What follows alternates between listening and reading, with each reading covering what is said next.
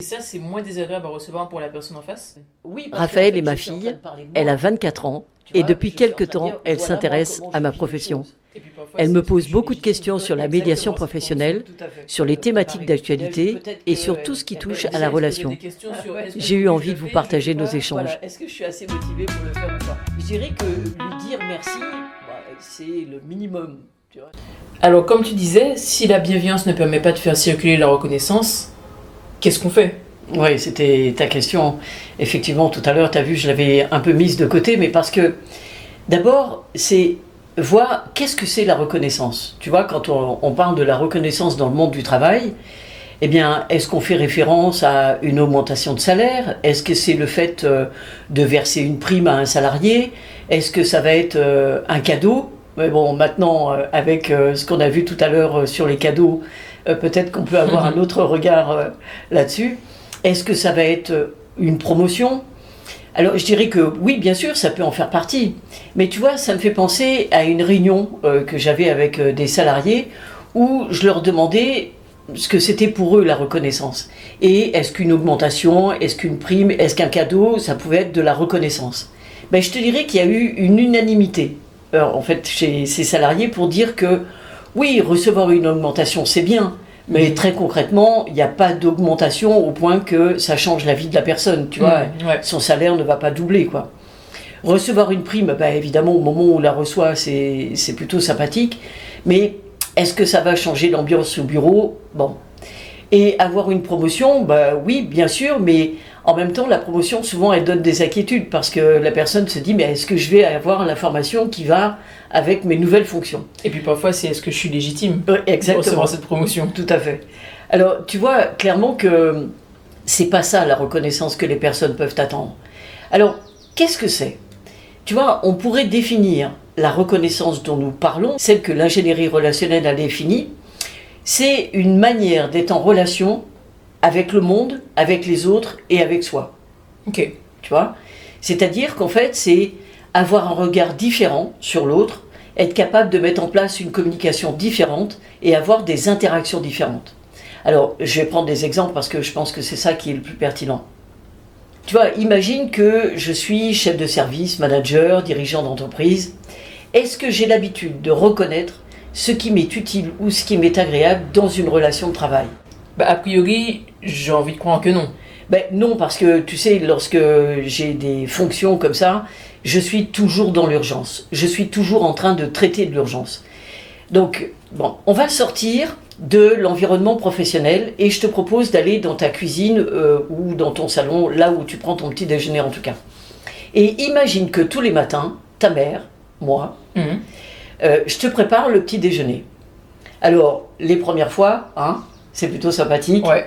T'es contente, tu descends, t'arrives, ah, ça sent le bon le café. C'est quelque chose qui te satisfait. Et probablement que tu vas me remercier chaleureusement. Et puis, le temps va passer.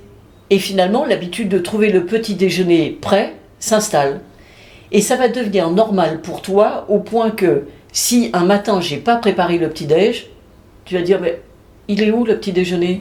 Oui, pour moi, c'est comme un droit qu'on m'aurait enlevé, quoi. Ouais, J'ai exactement. l'habitude de... qu'est-ce qui fait qu'aujourd'hui, j'en ai pas eu droit à? C'est ça. Alors peut-être que j'ai pas eu le temps de le préparer ton petit déjeuner, mais peut-être aussi que je n'ai plus la motivation pour le faire. C'est-à-dire, tu vois que dans la balance, où avant le plaisir de faire pesait plus lourd que l'effort pour le faire, ben maintenant, c'est peut-être l'effort qui pèse plus lourd. Et donc la motivation n'est plus là.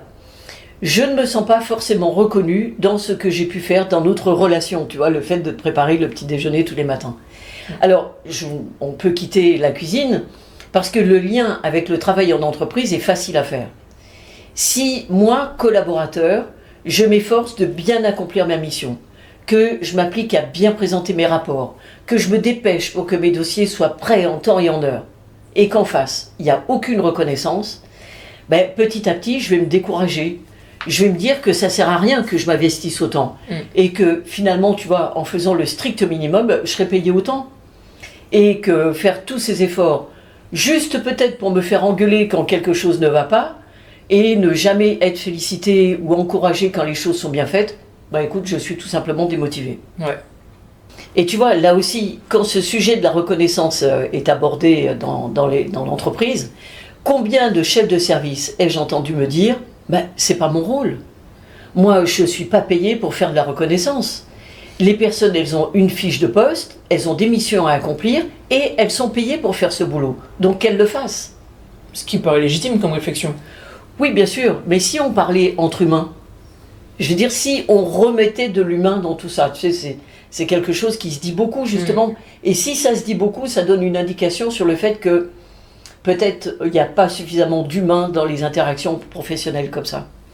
Donc remettre de l'humain, ça va être s'interroger, c'est se demander, par exemple, en quoi ce que fait l'autre peut m'être utile ou peut m'être agréable et le lui restituer. Ok. On a laissé ta mère dans la cuisine, tu te souviens, elle était en train de préparer le petit-déj, ou peut-être qu'elle commençait... Déjà, elle se posait des questions sur est-ce qu'aujourd'hui je le fais pas. Voilà, est-ce que je suis assez motivée pour le faire ou pas? Je dirais que lui dire merci, c'est le minimum. Tu vois, ça montre que tu as un minimum d'éducation. Mais c'est peut-être pas suffisant. Imagine que par exemple, tu puisses lui dire, tu vois, maman, quand tous les matins tu prépares le petit-déj, moi, en fait, pendant ce temps-là, ça me permet, par exemple, de faire du sport si tu es une sportive, ça me permet d'avoir plus de temps pour me préparer. Je crois que ça, c'est quelque chose qui te parle bien. Oui, c'est vrai. En même temps, comme j'arrive souvent en retard, avoir le petit-déj qui est déjà prêt, ça m'évite d'avoir à le faire. Ouais. Et ça te permet de gagner du temps, en fait. Exact. Et d'arriver préparé. Je veux dire, pour le coup, tu n'arrives pas en pyjama, quoi. Non, j'arrive préparé et à l'heure. Donc, je reprends le message. Tu vois, quand tous les matins, tu prépares le petit déjeuner pour moi, en fait, pendant ce temps, ça me permet de me préparer, ça va me permettre d'arriver à l'heure. Et vraiment, c'est quelque chose qui m'est agréable parce que je me sens soutenue, je me sens accompagnée. Tu vois ? Voilà, c'est un message comme ça. Alors, qu'est-ce que tu as fait comme message ? Eh bien, d'abord, tu as donné un élément factuel. Tu vois, quand tous les matins, tu prépares le petit déjeuner. Quand tu fais telle chose. Et puis, tu as donné les conséquences que ça a sur toi en termes d'utile ou d'agréable. Ça me permet d'arriver à l'heure. Ça me permet d'avoir plus de temps pour m'occuper de moi ou pour me préparer. Et tu vois que ce sont des conséquences que tu énonces sur toi. C'est ce que ça te permet à toi. Et après, tu affirmes un ressenti. Je me sens soutenue, je me sens accompagnée. Mais quand je dis merci, justement, est-ce que c'est pas toutes ces choses-là ne sont pas sous-entendues ? Oui, tu avoueras que merci, c'est un propos qui est un peu elliptique par rapport à tous les mots que moi je viens de poser. Tu vois, Nous sommes des êtres de relation, on n'est pas à l'économie de mots. Quand tu dis merci, je ne sais pas exactement à quoi tu dis merci. Ouais. Bon, il y a des conventions, donc je sais bien que tu es en train de me dire merci pour ce que tu as fait. Mais est-ce que moi j'ai une vue sur l'intérêt que ça a pour toi que moi je fasse ça. Et est-ce que j'ai une vue sur ce que tu ressens et qui, tu vois, et qui habille, qui construit notre relation? Pas forcément. Donc merci, c'est trop court. Alors, maintenant on peut retourner au bureau. T'imagines, t'es manager et tu as demandé à ton collaborateur de te préparer un dossier pour une présentation que tu as à faire. Et quand tu arrives, le dossier est sur ton bureau. Pareil, tu peux te dire c'est normal, il est payé pour ça. Bon, là, on est sorti de ce paradigme et on se dit qu'en effet, c'est important de construire ces relations. Tu vois, c'est-à-dire, là, je fais une petite parenthèse, mais l'idée que j'ai de la chance d'avoir un collaborateur comme ça, ou vraiment j'ai pas de chance, il faut bien savoir qu'une relation, ça se construit. Tu vois, parce que être en relation, ça s'apprend. Je crois que j'ai déjà eu l'occasion de le dire. En fait, tu veux dire que c'est pas une histoire de chance, mais une histoire de qu'est-ce que moi je mets en place pour faire que la relation est bonne ou pas bonne. Exactement. Donc en fait, tu vois, pour revenir à ce message de reconnaissance de l'utile et de l'agréable, tu peux imaginer pouvoir dire à ce collaborateur, tu as préparé le dossier dans les temps, ça me permet moi de pouvoir l'étudier une dernière fois sans stress avant d'aller le présenter, et vraiment je me sens soutenu dans notre collaboration. Ok, donc il y a toujours cette même structure de fait, conséquences sur moi et le ressenti. Voilà, et ce que je ressens, exactement. Et tu vois que, d'abord, c'est plaisant de prendre ce temps d'observation. C'est plaisant de se dire, tiens, est-ce qu'il n'y a pas des personnes qui, autour de moi, font des choses et qui ont des conséquences utiles ou agréables dans ma vie ? Et puis, de s'interroger et de se dire, comment je pourrais le lui restituer ? Et il y a un effet, c'est un double effet, tu vois. Parce que le collaborateur qui reçoit ce message, eh ben, il se sent reconnu dans les efforts qu'il a pu fournir pour que tu puisses avoir ce dossier dans les temps. Parce que, évidemment, tu peux te dire c'est normal, mais pas tant que ça. Tu vois, ça serait pas normal si ton dossier arrivait en retard ou que tu étais toi-même obligé d'aller le finaliser ou d'aller le chercher, etc. Tout à fait, ouais. Alors, j'en conviens, c'est pas facile à mettre en place tout de suite. D'abord parce que c'est un changement dans la manière de se représenter la collaboration. C'est un changement aussi dans la manière de communiquer. Et tu sais, le changement, ça demande toujours un temps pour s'installer. Mais pour l'avoir expérimenté d'abord personnellement et puis l'avoir préconisé auprès de beaucoup de managers et d'avoir vu les effets que ça a pu avoir dans les relations de managers et d'employés. Parce qu'il ne faudrait pas non plus imaginer que la reconnaissance est descendante. Tu vois, elle ne va pas que dans un sens. Un collaborateur peut très bien dire à son manager, à l'occasion par exemple des vacances, vous avez signé ma feuille de vacances, je suis très content parce que ça va me permettre d'organiser plus rapidement et plus facilement ces périodes de repos.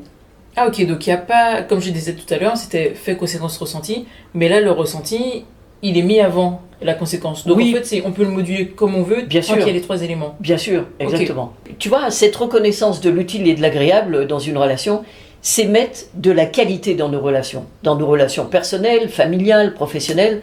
Alors, je l'ai dit, c'est vrai que ça nécessite d'abord un temps d'observation dans un quotidien où souvent nous avons à traiter de l'urgence. Mais est-ce que ça vaut pas le coup de prendre ce temps d'observation pour, au final, tisser des relations qui vont donner de la motivation et qui vont donner du sens à notre existence? Mais comment on sait à quelle fréquence, par exemple, je dois être reconnaissante envers ma mère, mon collaborateur Alors, envers ta mère, toujours. Ah oui, c'est vrai, toujours, ça je note. Voilà, envers un manager. Mais c'est toi qui va pouvoir doser, tu vois. Moi, je ne peux pas te donner une prescription 4 fois par jour, faites de la reconnaissance. Un message de reconnaissance. Parce qu'en fait, est-ce que c'est pas forcément quand ça va pas? Je lui dis, mais ça va pas trop entre nous, je vais lui faire un petit message de reconnaissance. Alors, je voulais pas aller plus loin, mais là, tu me donnes une perche quand même pour pouvoir dire quelque chose, tu vois.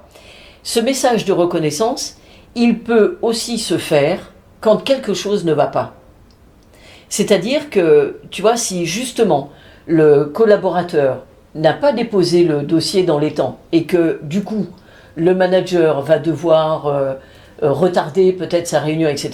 Plutôt que de lui dire t'es vraiment un incompétent, t'es vraiment pas quelqu'un sur qui je peux compter. Tu vois, c'est vexant. Ouais, c'est confrontant. C'est confrontant. Ou de dire avec toi c'est toujours pareil. Tu vois, de mettre en fait des pics dans la relation. Tu vois, les pics, c'est ce qui pique, mais les pics en ingénierie relationnelle, bon, on aura l'occasion de le définir peut-être un peu plus tard. Mais c'est ce qui alimente en fait le conflit. Exactement, parce que c'est tout ce qui va être de l'ordre de l'interprétation jugeante, de ce qui va être de tous les prêts d'intention que je peux avoir vis-à-vis de l'autre en pensant qu'il fait des choses contre moi, et de toutes mes manières de le contraindre en lui imposant un point de vue, une manière de faire, etc.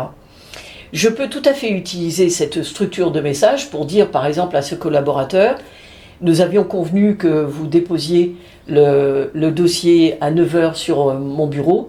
J'ai dû aller le chercher aux archives et j'ai constaté qu'il n'était pas finalisé. Ça m'a fait perdre du temps dans l'élaboration du projet. J'ai dû retarder la réunion de commission qui devait avoir lieu et vraiment, je ne suis pas content de cela.